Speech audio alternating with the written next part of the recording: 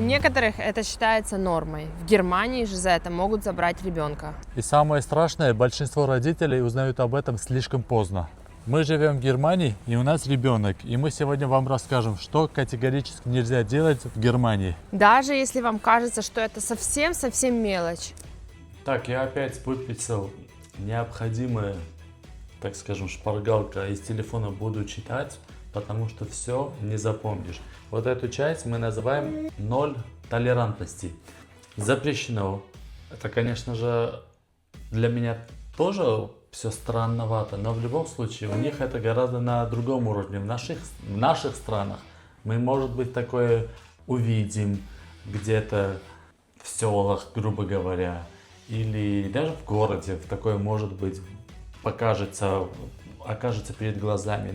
Шлепок нельзя. По попке? Нет, по лицу. Конечно, по попке.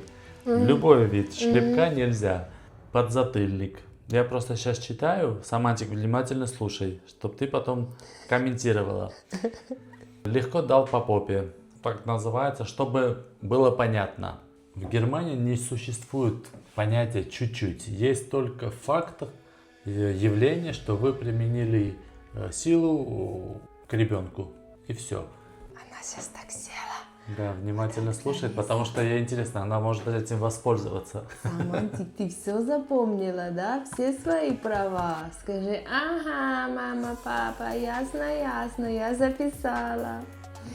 Маленький кнутик, ты не переживай, никогда тебя твои мама и папа не шлепнут и никому не позволят даже подумать такое в твою сторону. Не, по поводу у нас это, конечно, исключено, об этом не может быть речи. Я хотел тебе спросить твое мнение, вот как ты думаешь, вообще даже вот эти, типа, чуть-чуть, как в наших странах очень часто встречаются, типа вот шлепок или там подзатыльник, это нормально?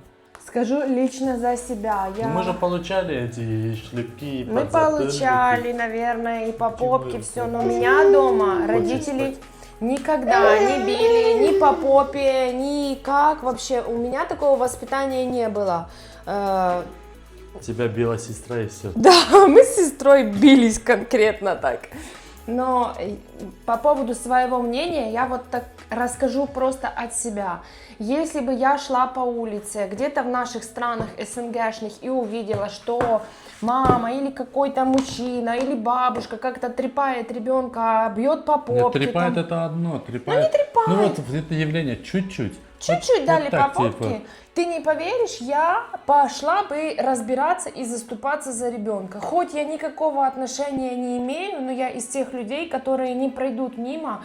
Меня это всегда очень гложет, задевает. И в моем понимании... Ну, ты же понимаешь, в наших странах можешь получить ответ, типа, какое ваше дело, это мой ребенок, я буду стоять, знаю. ругаться, и вплоть до того, что если ты хочешь ударить, подними на меня руку, или вот на моего мужа, я тебя быстро позову, и ты за меня заступишься. Если наступлюсь, а если меня нету? Я найду тебя. Просто ты взрослый человек, у тебя есть мозги, ты должен их включать и держать себя в руках и руководить своими эмоциями, потому что ты взрослый, для тебя это... Ну, иди сюда, чтобы ее было видно, как она играется. Для тебя это недопустимо распускать руки. И какое ты имеешь право соревноваться с этим маленьким человечком, который тебе никогда не сможет дать сдачи? Он вообще с тобой не на уровне. Ну и вообще для меня это психологически неправильное воспитание. Давай, теперь сделаем это. Не дай бог, ни подзатыльники, ни по попке, ни почему. Это все ломает детскую самооценку, самолюбовь к себе. Ну, короче, я считаю, что дети, ни один ребенок не должен никогда чувствовать от родителей какой-то хлопок. И сейчас момент, который пугает больше всего. Этот пунктик мы назовем крик и психологическое давление. Еще вот тут, смотрите, запрещено вот явление, тоже я не понимаю. В наших странах, опять же, это, ну не скажу нормально, но присутствует фраза «я тебя отдам», «ты плохой» или что-то похожее. Вот эти фразы тут запрещено в буквальном смысле этого слова.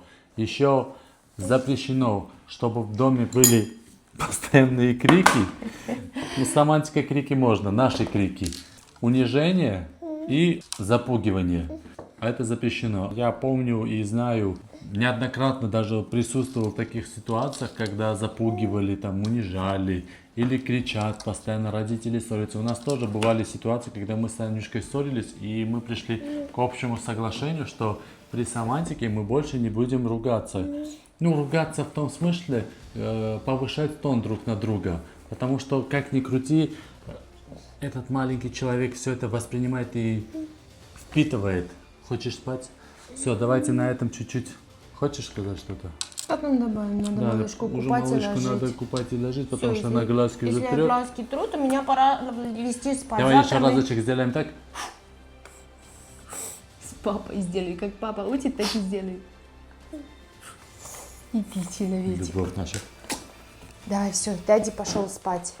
Следующий пунктик, о котором мы хотели с вами поговорить, тут назовем так. Оставила ребенка, ушла на минуту куда-то. Тут такое прям категорически нельзя. Ребенка оставить одного ни в коем случае нельзя. В наших странах, опять же, бывает такое, типа, ну, ребенок спит, ты там дверь не закрыла, зашла к соседу. Или, например, тоже частое явление, магазин очень часто находится под зданием, где ты живешь. Ну, например, там пятиэтажка или многоэтажка, и на первом этаже у тебя магазин. Ты ребенка оставляешь. Явление, которое я наблюдал в наших странах.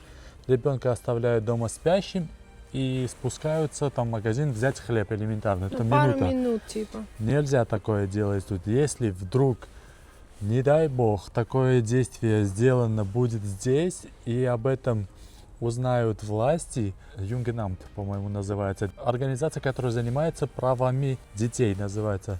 Если они вдруг узнают об этом, сразу начинаются проверки, волокита, так называемая, вследствие чего они могут просто людей, которые оставили ребенка одного дома, без присмотра, лишить права родительства. Прав. Да, у меня там своя лексика. Еще недавно мне попался пост в Фейсбуке, от которого я просто выпала в шок какой-то большой, потому что там описывалось, как мама оставила 8-летнего ребенка дома, закрыла в квартире и куда-то пропала. Пропала где-то на полдня, естественно, произошла большая трагедия, ребенок что-то там игрался спичками или какой-то духовой плитой, не знаю чем, короче, в доме начался пожар, ребенок через окна кричал: помогите, вот соседи это услышали, как-то вызвали какой-то высокий этаж. Короче, это была очень страшная история. Вызвали ребенка, спасли. Но к чему я веду? Что, Это вообще недопустимая ситуация. Мы говорим о том, что минута, а это там Да. на полдня. И, пожалуйста, перестань такие информации читать, изучать. они мне попадаются, понимаешь? Не смотри, Просто перелистывай. я говорю о том, что Очень возраст... прошу всех, кто хоть как-то ценит свое здоровье, нервную систему, не читайте это. Я своей жене тоже постоянно говорю, не читай, не смотри. Если попадаются, просто перелистывай. Я тоже так делаю, потому что это, особенно когда ты чуть-чуть впечатлительный человек, мы такие. Я, например, если что-то такое прочитаю, и то, что она сейчас даже сказала, я об этом буду думать как минимум день. Я тоже. Я вот такую ситуацию какую-то увижу, и потом очень долго думаю и тревожусь по этому поводу. В общем и целом, мы хотим сказать, в Германии возраст не имеет никакого значения. И я быстро, тут вообще не аргумент. На этом остановимся. Следующий подпунктик, который здесь карается законом, это медицинские решения без врача. Можно так сказать одним словом, если вы решили самостоятельно заняться лечением, например, у вас какие-то симптомы появляются, и вы все это игнорируете, это карается законом. При первых же симптомах, что что-то не так с ребенком, вы должны обратиться к педиатру, к медицинскому специалисту, вызвать скорую. Короче, как-то предпринять действия, потому что вот само пройдет, в большинстве случаев тоже, я слышал, сам собой пройдет. Я очень часто наблюдаю такое явление. Нету такого тут. Нужно обязательно обратиться к врачу. Можно я оспорю этот пункт? Всегда тебе все можно, дорогая, давай. Да, На дочь, самом деле, наверное, закон такой есть, но вообще-то он, как по мне, не подтверждается в нашей практике, потому что здесь, если есть какие-то симптомы, ты берешь термин, ты ждешь его, может, месяц, может, 2, может, 3. Да, если это ОРВИ, какая-то простуда, вот такое заболевание. Мы ни разу с этим не ходили в больницу, если честно. Тьфу-тьфу-тьфу, малышка этим не болела. И нам не приходилось вот в эти срочные обращаться. В общем, я хочу опровергнуть этот закон. Здесь не все так, как по идее должно быть. Потому что если у тебя какое-то там заболевание, какие-то симптомы, то ты должен взять термин и ждать там ого-го сколько. Бывает месяц, бывает 2. Если это какая-то срочная, не дай бог, зубная боль или там супер высокая температура, то да, тебе тут, конечно же, дадут помощь. Ты при очень высокой температуре можешь вызывать к ребенку врача. Или если вот зубная боль, на себе знаю, мне тоже там через 2-3 дня помогли. Но если это обычное что-то там, то тут так быстро все не происходит, как казалось бы. Так мы не говорим об обычных ситуациях, мы говорим о симптомах, которые могут как-то навредить ребенку. Например, температура высокая, то, что ты сейчас сказала, должно быть очень высокой. Если очень высокая, и ты думаешь, ты там дашь какой-то препарат, и ребенок, температура у ребенка пройдет, не должна так быть. Ты должна вызвать обязательно скорую помощь. Не должна в этот момент самостоятельно решать проблему. Об этом речь. А то, что ты говоришь, я полностью с тобой согласен. Если это какая-то простуда или что-то такое, бери термин, жди. Так оно тут работает. С одной стороны, да, но нам наша хибама сказала, что скорую вы не имеете... Акушерка. Да, вы скорую не имеете права вызывать до того, как у ребенка не будет температура 40. Я это прекрасно очень запомнила, потому что я тогда просто очень сильно удивилась. В смысле 40? 40 это уже вообще, не дай бог, может быть очень плохой итог этого всего. В общем и целом, тут двоякое понимание. Если вы вызовете скорую, когда у ребенка температура 39, конечно же, тебе никто ничего не скажет. Да скажут, они приедут скажут и тебе же ничего, выпишут счет и штраф на это все, что у ты нас, слава без богу, такого не причины случилось типа и вызвал. не будет случаться, я уверен в этом. Но Да, почитаем спасибо, информацию Боженьку. более конкретно, и мы докажем чуть позже, что это не так. Не дай бог, если что-то случится в таком случае, ответственность полностью падает на родителей. Поэтому, пожалуйста, родители. Я, знаете, что хочу сказать? Неважно, вы в Германии, не в Германии. Если вы чувствуете, что что-то с ребенком не так, обязательно обращайтесь к медицинским специалистам, педиатр, там скорая. Что вам можно сделать, то и делайте. Так, я тоже хочу в камеру, а так к тебе поворачиваюсь. Следующий пункт у нас конфликт родителей при ребенке. Он может расцениваться как угроза благополучию ребенка. Что делать?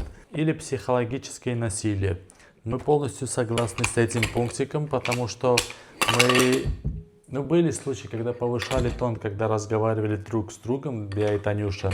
Наверное, даже, может быть, спорили о чем-то. И я я крайним взглядом замечал, как она смотрит на нас такая удивленная, что типа происходит, почему там родители на повышенных тонах разговаривают. Поэтому мы полностью согласны с этим пунктиком и приветствуем, что такое правило есть. Опять же, не буду говорить, в наших странах это есть, это было и это будет, но все идет от родителей. Если родители внимательные, они могут понимать, что так делать нельзя. Призываем всех и хотим такое объявление сделать, чтобы вы после того, как посмотрели наш выпуск, поняли, или даже если вы знали, воспользовались этими методами, которыми мы сейчас рассказываем, чтобы вы тоже осуществляли, потому что это реально важные, можно сказать, правила для того, чтобы ребенок рос просто счастливым. Что может быть важнее, чем счастье ребенка, согласитесь. Напишите в комментариях, что вы думаете об этом, очень интересно. Там, где ребенок счастливый, там он и здоровый, там на самом деле меньше болезней, меньше стресса, лучше всем в итоге.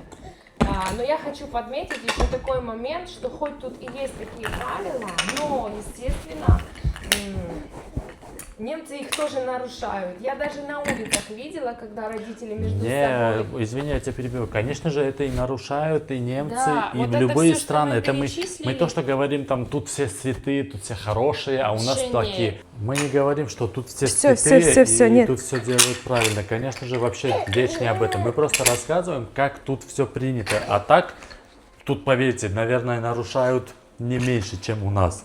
мы видели Если не больше. мы видели кучу случаев, которые для нас просто, как я вам могу правильное слово сказать, чтобы не обидеть никого, мы были в шоке. Ну, дикие. Просто для буквальном нас смысле. это вообще... Кадры, которыми нас удивляли, там стоят молодые родители с ребенком грудным, видно, что ребенок тоже только что родилась. Там в этой кенгуру называется, да? Да. В этой штучке, короче, которая прижимает ребенка к груди, стоит, она себе курит. И с бутылкой пива, может быть. Это вообще первое время. Ну, алкоголь-то понятно, она там, ребенок не чувствует, но дым... Они кормят, ты что, в смысле? Ладно, может Если не даже не кормить, кормят, просто но дым, вот дым, это сигарет. вот тут просто, вы представляете? Это, ну, честно говоря, у Это меня... первое. Второе, то, что нас очень сильно удивляет, они просто, я не знаю, чуть-чуть сильно уделяют внимание на то, чтобы ребенок был более закаленным. Без носочков водят на улицу, когда холодно, без шапочек, без перчаток, без шарфиков. Мы этого не понимаем. Да, пусть будет закаленным, но Ну, настолько, ну уж не простите. до этого уровня. Поэтому поймите правильно, мы рассказываем, какие тут правила. Из всех этих правил, конечно же, некоторые подумают, что это чуть-чуть перебор, а это чуть-чуть не норма. Но в большинстве случаев это реально нормально, и это так и должно быть. Мы с этим абсолютно согласны. Мы не можем не сказать, что, ну извините, бред, при ребенке нельзя ругаться. Я же ребенку ничего не говорю, но я же осознаю, что ребенок, когда видит, что я кричу, уже взгляд совсем другой. Сами, если такое позволяете себе, посмотрите на ребенка в это время, когда вы ругаетесь. Дети пугаются, дети не понимают, что пугаются. происходит. И для детей вы два их мирка, это мама и папа, два самые любимые родные человечки, которые в принципе соединяются в одно целое, и когда они ругаются, в его голове мозг вообще не понимает, что происходит. Как так может быть? И так меня ногой просто упирается, типа, Потому что, мама, ты что там говоришь? Правду В общем, говори. нельзя ругаться при детях, это 100%. Это прям один из важных пунктов. И если бы вот здесь ввели такой закон, что нельзя курить, там, бухать при детях, Короче, все конфликт такое. родителей друг с другом при ребенке, это вообще один из важнейших пунктиков для нас. И вообще ругаться родителям не надо, потому что, не знаю, можно просто спокойно поговорить и найти. Маме Она сделала. сказала прости. Да, Пава. прости, Нужно да. просто спокойно Да. посидеть, поговорить Снимай и синий. найти общий язык. И поверьте, Синий вы снимай. будете счастливы. Вы просто научитесь говорить. Я снимаю, хорошо, я буду. У нас еще один остался пунктик, о котором мы хотим с вами поговорить. Это самое неожиданное, можно сказать, для многих будет, но это то, о чем почти никто не говорит. Например, давление традициями у нас так не принято, и сравнение с другими детьми. Вот начнем с последнего, сравнение с другими детьми. Вот, например, вот смотри, как этот ребенок делает, а ты так не делаешь. И было, есть. Мы видим Было. это тоже тут. Даже в близких кругах это точно есть. Вот Да, такое типа, у смотри, нас как в этот воспитании. ребенок делает, а ты так не делаешь. Или как она там сидит, играет, а ты так не играешь, там разрушаешь. А посмотри, соседская дочка на пятерке учится там, Это- а ты вот это посмотри, кто ты такая. На самом деле это очень плохое обращение к детям и ни к чему хорошему. Никогда ребенок в своей голове не подумает, она хорошо учится, все, я тоже начну хорошо учиться. Ну, в Нет, общем, конечно. Этот вариант тоже нельзя допустить, чтобы было в семьях. В Германии это типа как закон принято, если что, к тебе приедут с проверками. Ну а так мы говорим нет этому поведению. Давление традициями. Следующий пунктик. Бывают традиции, когда тоже недопустимые. Это видео не про страх, это видео про осознание. Германия другая страна, другая система, все совсем не так, как у нас. Если у вас есть дети, вы просто обязаны об этом знать. Да, и не важно, что дети в Германии или дети в Армении, в Украине, в любой стране, вы это должны знать, потому что уже новое поколение, уже совсем по-другому все воспринимается. Мы уже больше информации имеем, как воспитывать детей, как их расти, чтобы они были более благополучные или удачливые, или гораздо лучшей версии, чем мы. Поэтому прислушивайтесь то, о чем мы сегодня поговорили. Перешлите это видео своим друзьям, у кого есть дети, чтобы они тоже узнали вот эту информацию. Поверьте, все об этом знают. Просто лишний раз типа напомнить друзьям, у кого есть дети, что есть такие правила, им не помешает. Напишите в комментариях, что из этого всего для вас было неожиданной информацией. И подпишитесь. Мы абсолютно честно показываем про жизнь нашей семьи в Германии. А вы сегодня посмотрели канал Сиреканян Family. Это Самантик, это Танюшка, это Акоп. И мы любим говорить вместе сильнее. Ура! Пока, друзья! Пока!